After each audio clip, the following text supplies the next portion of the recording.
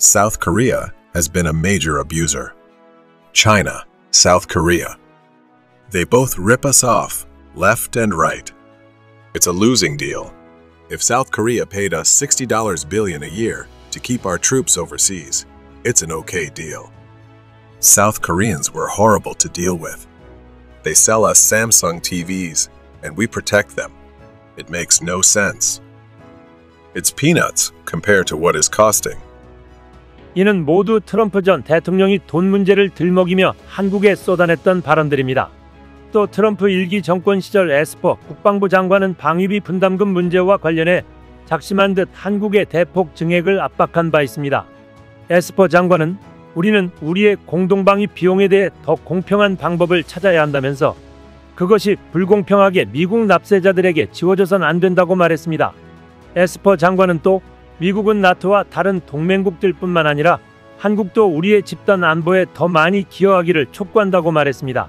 그러면서 우리는 주한미군의 안정적 주둔을 보장하기 위해 가능한 한 빨리 방위비 분담금 특별협정의 합의에 도달할 필요성에 모두 동의할 것으로 기대한다고 밝혔습니다. 트럼프 1기 내각 참모들이 공개적으로 한국의 방위비 인상 압력을 가한 것입니다. 그러면서 에스퍼 장관은 이날 양국은 함께 자유롭고 개방된 인도 태평양을 유지하기 위해 전념하고 있다며 미국의 중국 견제에 한국의 동참을 염두에 두는 발언을 하기도 했습니다. 그는 70년간 우리 동맹은 인도 태평양 평화와 번영의 보루로 남아있다고 한 뒤 다가올 70년 그 이상의 도전에 대응할 준비가 돼 있음을 확실히 하길 기대한다라고 말하기도 했습니다. 이 발언에 대해 당시 이수혁 주미대사는 센 발언으로 맞받아쳤습니다. 이수혁 대사는 외교통일위원회 국정감사에서 한국이 70년 전에 미국을 선택했기 때문에 앞으로도 70년간 미국을 선택하는 것이 아니다라고 언급했습니다. 미국이 미국 우선주의를 내걸고 한미 방위비를 압박하는 데 대해 한국도 한국 국익을 최우선에 두고 미국이 우리 국익에 도움이 돼야 선택하겠다는 센 발언입니다. 이는 한미 동맹의 성역화에 대한 우려이며 트럼프 행정부가 동맹들을 상대로 무모한 방위비 압박 요구에 대해 우리 정부가 일침을 날린 셈입니다. 또한 일방적으로 끌려가지 않겠다는 신호를 보낸 것입니다. 이와 관련해 국내에서도 논란이 일자 주미 한국 대사관은 해명 자료를 통해 한미동맹은 70년 전 맺어진 과거의 약속뿐만 아니라 양국이 공히 공유하는 가치와 이익에 기초하기에 현재는 물론 앞으로도 유지돼야 한다고 이 대사 발언의 취지를 설명했습니다. 이런 가운데 한국이 향후 핵무장 결정을 해도 이를 존중해야 한다는 주장이 미국에서 나와 주목되고 있습니다. 워싱턴 포스트의 안보 전문 칼럼니스트이자 미국 외교협회 선임연구원인 맥스 부트는 미국이 미국 도시가 공격당하는 것을 감수하면서까지 한국을 핵무기로 보호할 것인지를 두고 한국인들이 의구심을 갖는 것은 이해할 만한 일이라고 강조했습니다. 부트 칼럼니스트는 한국인들이 핵무기를 포기한 뒤 침공당한 우크라이나와 같은 처지가 될 수 있다고 우려한다면서 한국 지도자들이 확장 억지 강화를 위해 미 전술핵의 한국 재배치, 미국이 북대서양 조약기구와 맺고 있는 핵공유 협정, 자체 핵능력 개발 등을 논의해왔다고 지적했습니다. 부트 칼럼니스트는 미 정부 고위당국자가 한국의 자체 핵개발 논의는 매우 염려되는 사안이며 핵무기가 확산되길 원치 않는다. 확산이 미국이 신뢰하는 나라들로 그치지 않을 것이기 때문이라고 말했다고 전했습니다. 그러나 부트 칼럼니스트는 도널드 트럼프 전 대통령이 미군 주둔 비용을 급격히 늘리지 않으면 주한미군을 철수하겠다고 위협한 것을 감안할 때 한국인들이 미국의 안보 보장을 확신하지 못하는 것은 쉽게 알 수 있는 일이라고 강조했습니다. 부트 칼럼니스트는 다가올 미 대선에서 트럼프가 승리할 경우 한국의 미 대통령이 멀리 있는 동맹을 위해 핵 참화를 감수할 것으로 믿을 수 있을까라고 반문했습니다.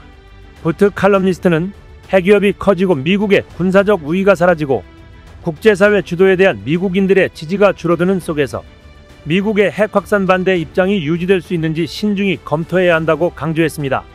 부트 칼럼니스트는 북한의 핵위협이 명백히 이례적 상황, 회원국의 최고 이익이 침해되는 경우라는 핵 비확산 조약 10조에 해당된다며 한국이 NPT에서 탈퇴할 권리가 있다고 지적했습니다.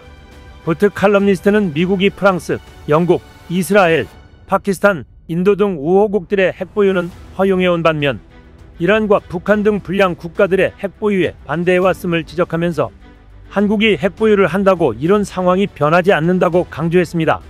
즉 북핵 대응 목적으로 한국이 핵무장을 검토하는 것만 문제 삼아서는 안 된다는 취지입니다. 부트 칼럼니스트는 이어 핵보유는 한국이 결정할 일이며 미국은 압박을 자제하고 민주주의 동맹국이 내리는 결정을 존중해야 한다고 천명했습니다. 그간 한국의 핵무장에 찬성 의견을 내놨던 제니퍼 린드 다트머스대 교수도 지난 19일 포린 어페어스 기고문에서 북한의 핵 능력이 발전함에 따라 서울은 워싱턴으로부터의 안심 이상의 것이 필요하다며 북한의 미사일은 곧 미국 전역에 도달할 수 있게 될 것이며 미국 정책 이반자들은 동맹국을 위해 얼마나 많은 것을 걸고 싶은지 고려해야 할 것이라고 했습니다. 린드 교수는 그 결과 한국에 대한 미국의 핵 공약은 위기 상황에서 지켜질 가능성이 희박한 약속에 기반을 두게 됐다며 단순한 핵우산 안심만으로는 더 이상 한국이 안심할 수 없으며 미국과 한국은 한반도 핵 억지 전략을 업데이트해야 한다고 했습니다. 그는 북한의 위협은 한국이 NPT 조약에서 합법적으로 탈퇴할 수 있는 요건을 쉽게 충족시킨다며 한국은 3개월 전에 통보만 하면 프랑스와 영국을 본받아 핵 공격을 억제하기 위해 적당한 수준의 무기고를 건설하는 것이 법적으로 자유로워질 것이라고 했습니다. 실제 한국은 이미 핵무기 제조에 대한 완성을 준비해 놓고 있습니다. 한국이 유사시 6개월 안에 자체 핵무장을 할 수 있는 한국형 혼합 핵무기의 설계 방안을 내놓자 미국과 북한은 물론 중국과 일본에서도 비상한 관심을 모으고 있습니다. 서균열 서울대 원자핵공학과 명예교수는 지난해 6월 CNBC 코리아와 글로벌 이코노믹과 가진 인터뷰에서 평생 연구해온 한국형 혼합 핵무기의 제조 방법을 완성했다고 밝혔습니다. 그 핵심으로 고농축 우라늄 235와 플루토늄 239를 5대1 비율로 섞어 5kg의 알맹이를 만들면 최대 폭발력을 내는 저위력 핵무기가 탄생한다는 사실을 공개한 것입니다. 서 교수는 폭발 효율이 높으면 고농축 우라늄과 플루토늄을 적게 쓰고도 고위력을 낼 수 있어 핵탄두의 소형화와 경량화가 가능하다고 말합니다. 얼개 외피의 폭파 지점을 32개에서 64개와 96개로 늘릴수록 소형화와 경량화가 가능한데 처음에는 32개로 하고 차차 늘려나가자는 것이 그의 제안입니다. 한국은 100만 톤급 고위력 핵무기보다는 국지적 전술적 목적에 부합하는 킬로톤급 저위력 핵무기가 필요하다는 것입니다. 미 MIT대 국제정치학사 베리 포젠 교수는 저서절제에서 미국의 국력이 최정점에 달했던 냉전 때와 달리 지금은 중러의 핵공격 위협은 물론 북한의 핵공격 위협을 직접 억제해 내기도 벅차다면서 한국 같은 동아시아 동맹국들에 대한 북중러의 핵공격 위협까지 저지하는 확장 억제는 사실상 어렵다고 평가하고 있습니다. 때문에 그는 이스라엘이 미국과의 동맹관계가 악화하는 한이 있더라도 핵무기 개발에 나선 것을 미국의 동맹들이 주목해야 한다고 지적한 이유라고 말합니다. 미국도 돈 없인 특수한 위치에 있는 한국을 핵으로부터 구하지 않을 것이기에 프랑스가 자체 핵무장을 했던 방식처럼 해야 한다는 목소리가 높아지고 있습니다. 이런 가운데 주한미군 방위비 인상 시 김연종 전 청와대 2차장이 미국에 당당히 요구한 내용이 주목을 끌었습니다. 내용에는 김연종 2차장이 2020년 2월 극비 방미 당시 미국에 제시한 방위비 인상에 대한 요구 조건이 나와 있습니다. 방위비 인상에 대한 핵심적인 반대급부로 5가지를 제시했다는 내용이었습니다. 그 5가지는 핵폐기물 재처리 허용, 원화 달러 간 통화 스와프 체결, 1단계 위성발사체 기술 이전, 3,000톤급 핵잠수함 건조 허용, 800km로 묶여있는 미사일 사거리 확장 등이었습니다. 한국 땅에서 그것도 돈을 받아가며 주둔하는 미국에 대해 한국도 우리의 실리를 위해 요구할 건 요구한 것입니다. 이 중에서 미사일 사거리 지침 해제는 이끌어냈고 이로 인해 미국의 도움 없이도 한국은 이듬해 인공위성 발사체를 쏘아 올리는데도 성공했습니다. 이제 남은 한국의 제안은 핵폐기 재처리 허용, 원화 달러 간 통화 스와프 영구적 체결, 그리고 3,000톤급 핵잠수함 건조 허용이 남게 됐습니다. 트럼프 집권이 끝나면서 나머지 3가지 과제를 한국에 남겼는데요. 지금처럼 미국이 방위비를 재차 압박하며 나오는 상황에서 한국은 나머지 3가지를 모두 트럼프 집권 2기에서 이끌어내야 할 것입니다. 무엇보다 김연종 2차장처럼 강단 있는 인물이 나서야 할 것으로 보입니다. 2017년 당시 김연종 산업자원부 통상교섭본부장에 대한 미국과의 일화는 또 있습니다. 김 본부장은 당시 한미 FTA 재협상을 두고 미국 측에 한국은 모든 가능성에 대비하고 있다며 미국이 무리한 요구를 할 경우 실제 한미 FTA가 파기될 수도 있다는 뜻을 우회적으로 미국 측에 전달했습니다. 당시 한 관계자는 미 협상단에 맞서 한국 협상단도 한미 FTA 협상이 파기되는 상황까지 염두에 두고 벼랑 끝 전술로 맞서고 있는 상황이라고 말했습니다. 김 본부장은 미국에 대해 더 공세적인 태도를 취했던 것으로 알려졌습니다. 김 본부장은 협상장에서 한미 FTA 협정이 깨졌을 때 득을 보는 건 미국 기업이 아니라 중국이라며 미국의 무역수지 불균형은 한미 FTA 때문이 아니라 미국의 구조적 문제라고 설득했습니다. 한국의 공제적인 전략 배경에 대해 당시 김태년 정책위의장은 미국이 강점을 갖고 있는 품목에 대해 압박할 수 있는 카드가 많다. 우리 정부가 무엇을 요구할지는 다 정해뒀고 책으로 2권 분량인데 미국이 어떤 카드를 들고 나오느냐에 따라 우리도 요구 조건을 내걸 것이라고 말했습니다. 그러면서 한미 FTA 협상이 깨지더라도 한국이 치명상을 입을 정도는 아니며 미국이 손해보는 것에 비해 우리는 극복 가능한 것으로 보고 있다고 했습니다. 이와 관련해 김 의장은 협상이 폐기되면 미국 농산물 수입이 안 되고 미국 로펌들이 철수해야 한다며 관세가 40% 이상 올라가서 미국산 소고기 수입도 안 될 것이라고 했습니다. 결국 한국은 불리한 상황 속에서도 국익을 지키고 선방했다는 평가를 받았습니다. 트럼프의 방위비 협상 위협을 한국이 전략적으로 활용해 확실히 얻을 건 얻어내야 할 듯합니다. 한국은 미국과 중국을 잘 활용해야 하는 입장인데요. 안미경중 안보는 미국, 경제는 중국이라는 말처럼 양쪽을 흔드는 전략 말입니다.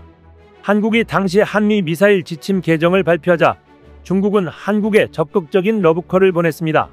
미국과 중국 간 갈등이 가열되는 가운데 중국이 미국의 동맹국인 한국에 입국 제한 조치를 완화하고 한중 간 우호를 강조하며 관계 강화에 나선 것이었습니다.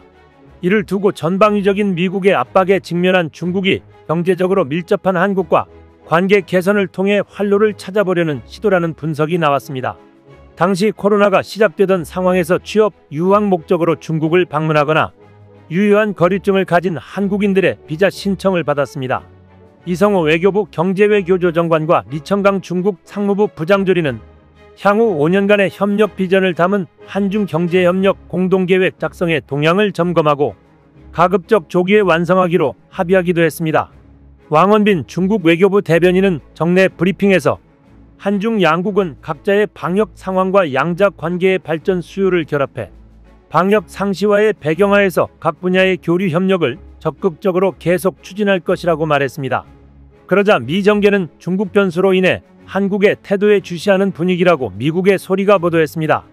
이 매체는 미 정계에서 한미동맹의 역사적 상징성과 특별함을 부인하는 목소리는 듣기 어렵다면서 점차 표면화되고 있는 이견과 간간이 노출되는 긴장에도 불구하고 두 나라가 전략적 제휴를 통해 얻는 실익이 상당하다는 공감대 때문이라고 전했습니다.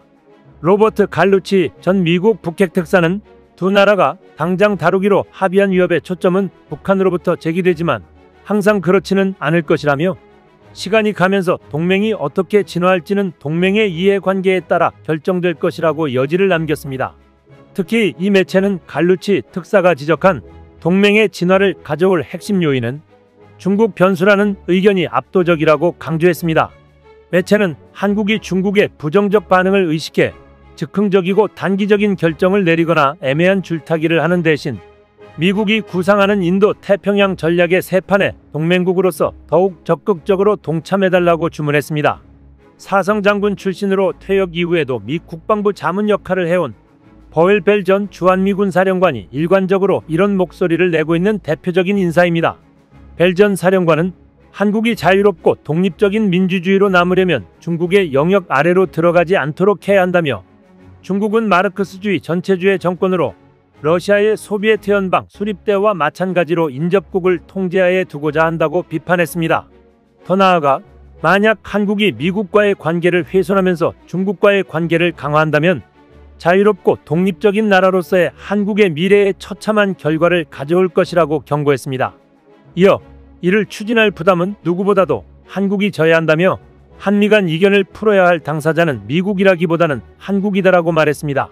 마이클 오헨론 브루킹스 연구소 선임연구원은 미군은 한국에서 철수할 경우 절대 다시 돌아가지 않을 것이라며 따라서 한국은 신중히 결정해야 하며 아마 북한의 위협이 적어도 부분적으로 완화된 뒤에 선택해야 할 것이라고 말했습니다. 정말 어이없는 주장들입니다. 여기서 먼저 우리가 짚어야 할 점은 한국은 다자주의적 관점에서 실리 외교를 펼칠 뿐이라는 점입니다. 한국전쟁을 기점으로 미국과는 안보를, 중국과는 경제적 동반자를 중시하는 중간자적 입장에 있는 것입니다. 특히 한국은 지정학적 요인으로 북한 문제 때문에 미국, 중국 어느 국가와도 등을 질 수 없는 관계에 있는 것이고, 앞으로 통일을 이뤄야 할 당사자이기에 줄다리기 외교를 펼칠 수밖에 없는 것입니다.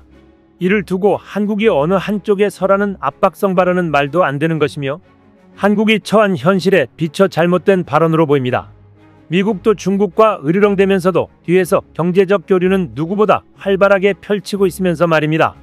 한국의 외교적 중립성으로 양대국을 흔들 수 있는 역량을 발휘해야 할 것입니다. 미국과 한국이 공산주의를 선택할 일은 절대 없다. 우리도 실리를 따질 뿐. 이상 시온TV였습니다.